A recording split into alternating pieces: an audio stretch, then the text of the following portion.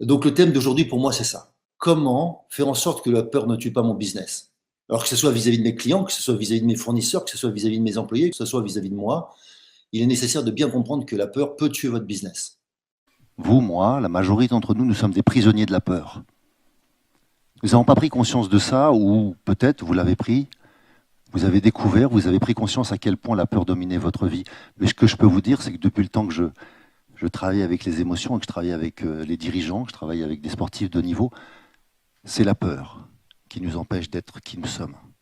Prenez conscience à quel moment vous lâchez prise sur votre honte ou votre peur. Chacun d'entre vous, vous avez entrepris, à un moment donné, vous avez décidé que la peur ne serait pas plus forte que vous.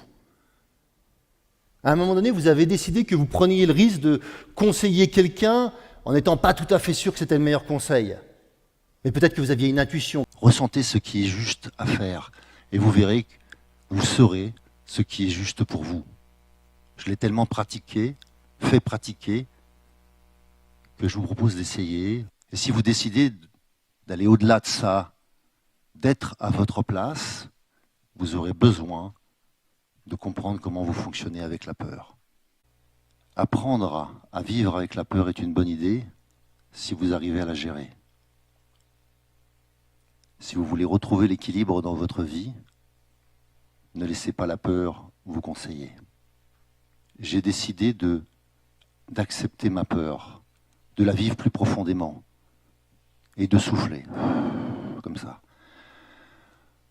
en lâchant prise complètement sur ce qui se passait. Vous allez apprendre à relâcher le prisonnier de la peur qui est en vous.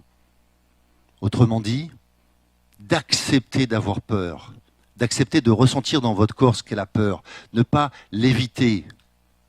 Sinon, vous n'avez aucune chance de délivrer du courage. Votre courage naît dans vos tripes. Donc si nous, on faisait ça plus souvent, on augmenterait notre puissance, on augmenterait notre performance. Qu'est-ce qui nous empêche de faire ça? La honte. Les deux choses qui nous empêchent d'être en joie, c'est la honte et la peur. On peut les mixer, hein, la honte d'avoir peur et la peur d'avoir honte en plus, hein, c'est pas mal.